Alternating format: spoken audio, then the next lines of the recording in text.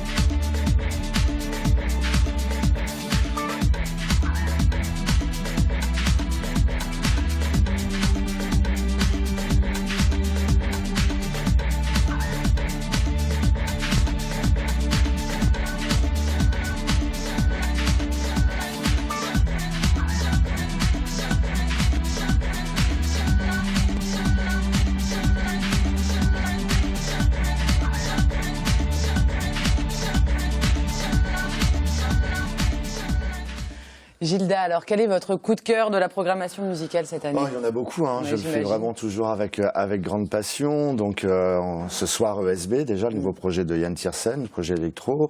Demain il y a un artiste français, Jérémy Underground, les Anglais Moon Kimby, Laurent Garnier à la Boom, au centre d'art Passerelle samedi après-midi. Ça va être un très grand moment.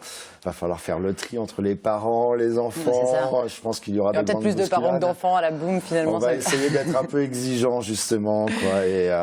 Et puis une belle soirée également à la discothèque La Suite, où on va retrouver des artistes comme Prosumer ou Benjamin Damage ou Mind Against. Donc beaucoup de découvertes et beaucoup d'artistes de la région et locaux également qu'on essaie de mettre en avant avec des rencontres. On fait par exemple demain soir une rencontre avec tous les labels bretons pour essayer pour essayer de mettre un réseau en place et puis mettre des échanges et peut-être de futures collaborations. Donc beaucoup de choses à faire jusqu'à samedi Astropolis, et puis au programme évidemment aussi les photographies de Richard Bellia exposées au Vauban et chez le disquaire Bad Seeds. Richard, depuis les années 80, vous photographiez les groupes, les musiciens les plus célèbres de la planète. D'où vous vient cette envie de photographier ces artistes musicaux? C'est parce que c'est vraiment le métier le plus agréable possible que je oui. Qu'est-ce que je veux dire? Rencontrer le chanteur des Beatles, c'est super bien comme métier. Enfin, ça marche avec les Beatles, mais ça marche avec plein d'autres groupes. Rencontrer des musiciens pour qui on a un peu d'admiration, si ça se trouve. C'est le métier que tout photographe rêve de faire, en tous les cas, d'être spécialisé. Il est super bien, c'est un super métier. Vous le faites en noir et blanc et surtout jamais en numérique. Expliquez-nous un petit peu de quelle façon vous travaillez. Je fais de la photo comme ça a été inventé il y a 170 ans, c'est-à-dire avec un objectif et de la pellicule. Oui, je fais beaucoup de noir et blanc parce que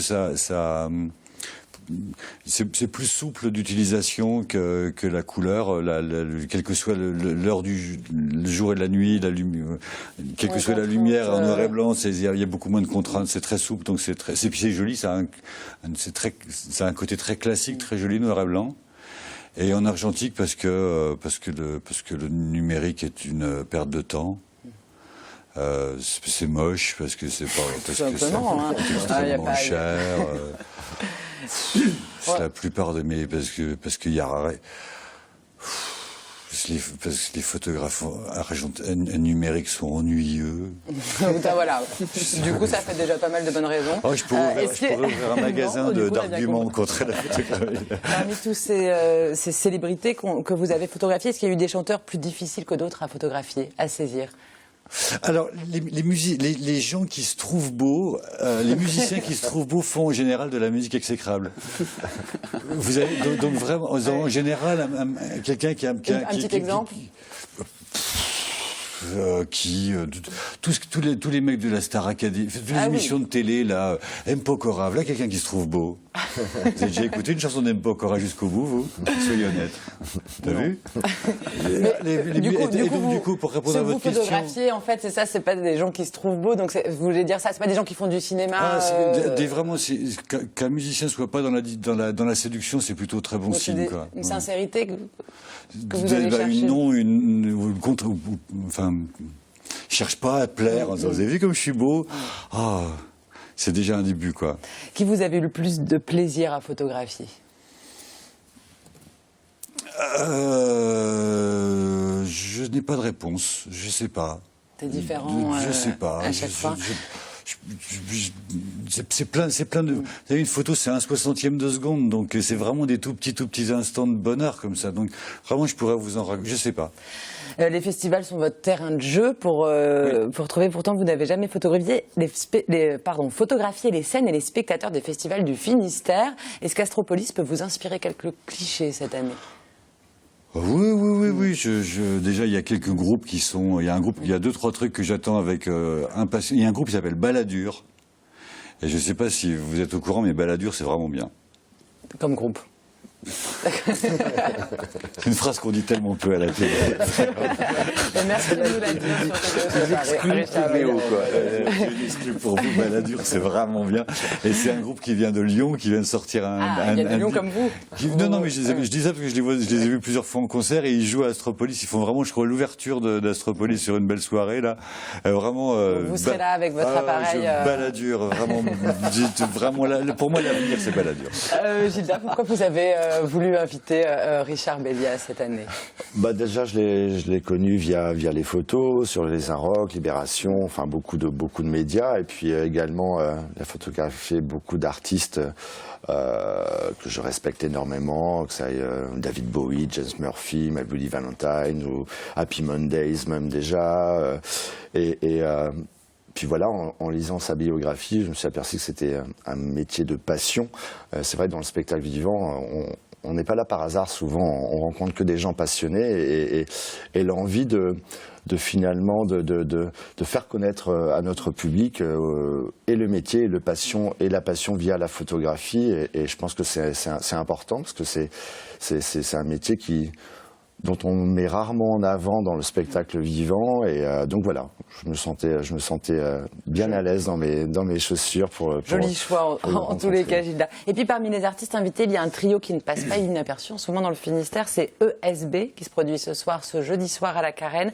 Un petit mot sur ce groupe d'électro vintage, un peu, on peut le définir comme ça. Ouais, qui ne connaît pas Yann Tiersen en Bretagne, en tout cas, ou même dans le monde entier, puisqu'il a fait la bande originale d'Amélie Poulain, mais depuis il a pris quand même des tournants musicaux bien différents, et très connu ici aussi bien à Ouessant que dans la région brestoise. Et puis Yann est sur Brest depuis un petit moment parce qu'il apprend le breton et il répète à la Carène très souvent, et donc l'envie de le programmer tout simplement, ça a été une rencontre humaine avec un ami qui fait partie de l'association qui s'appelle David Schrub, et donc on lui a proposé d'intégrer la programmation pour aussi se faire connaître et reconnaître du public de musique électronique. Et alors donc là, il vient présenter ce projet dans une soirée où on rencontrera donc Balladur, on en aura beaucoup cité, et puis également le concert de The Shoes, donc ils joueront entre les deux.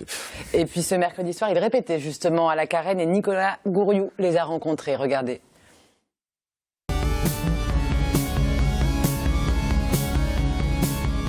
Elektronische Stauband, ESB, 3 lettres qui rassemblent les musiciens et producteurs Thomas Poli, Lionel Laquerrière et Yann Tiersen. Ce qui n'était au départ qu'un jeu pour ces 3 amoureux de musique électro-allemande de la fin des années 70 s'est transformé en projet de composition. On a joué en première partie de Yann, c'était sur la tournée de Dust Lane, et vous aviez commencé pas à écrire, mais à reprendre tes morceaux version synthé, quoi. Ouais, non, il y avait il y avait un festival en Italie qui nous avait demandé de faire ça, en fait, comme on était fans de musique électronique et de vieux synthé surtout, de reprendre les morceaux de Slane à l'époque en version vieux synthé, et on s'est dit que ce serait bien de le faire à 3, donc on a demandé à Thomas. Fan de vieux synthés et de bidouillage électronique, le groupe n'utilise aucun ordinateur, seulement des instruments analogiques. Les ondes de ces trucs-là, en fait, passent vraiment dans le corps, quoi. Et dans les oreilles aussi, bien sûr, mais il y a un truc physique qui est assez prenant et qui est assez doux, qui fait quelque chose au ventre, quoi. Puis l'électronique analogique, c'est jouer sur l'électricité, en fait. Ouais, c'est tout con, quoi. C'est doser le volume d'électricité dans des résistances, dans des trucs. Donc à un moment, c'est un rapport physique avec le courant électrique, quoi. Un son organique à découvrir dans un dispositif scénique original au centre de la Carène, de quoi séduire les festivaliers d'Astropolis ce jeudi soir à Brest. Alors Gilda, ce dispositif scénique original, justement, c'est qu'ils vont jouer au milieu de la salle, pas sur la scène, une petite scène au milieu. Qu'est-ce que ça va apporter ça de plus au déjà, public? on va sentir cette complicité qu'il y a entre les trois musiciens, et puis parce qu'il y a beaucoup d'improvisation durant leur live, et puis ce rapprochement avec le public, là, on va capter vraiment leurs émotions, et puis également leur prise de risque, et c'est très fusionnel finalement entre l'artiste et le public, quoi. C'est vrai, souvent on a affaire à des concerts avec du crash barrière, avec la distance entre l'artiste et le public. Intimiste. Et on perd beaucoup d'énergie souvent, justement, dans un concert, quoi. Donc là, voilà, il va y avoir cette fusion qui va se mettre en place, cette énergie qui va être partagée. Donc un très bon moment. Vous irez les voir, Richard? Oui, ce jeudi soir. On rappelle, parce qu'on arrive à la fin de cette rencontre, messieurs, vos photos sont exposées donc au Vauban, Richard Bellia, et chez le disquaire Bad Seeds à Brest toute la durée du festival. Elles sont à vendre, bien sûr, et l'originalité du prix de ces photos, c'est que c'est 10 € le centimètre. Donc on peut aller avec son mètre mesuré et savoir, voilà, combien ça coûte. Astropolis l'hiver, c'est jusqu'à samedi, donc à Brest. Retrouvez toute la programmation sur astropolis.org et les photos de Richard Bellia, donc à découvrir au Vauban et chez le disquaire Bad Seeds. Merci beaucoup à tous.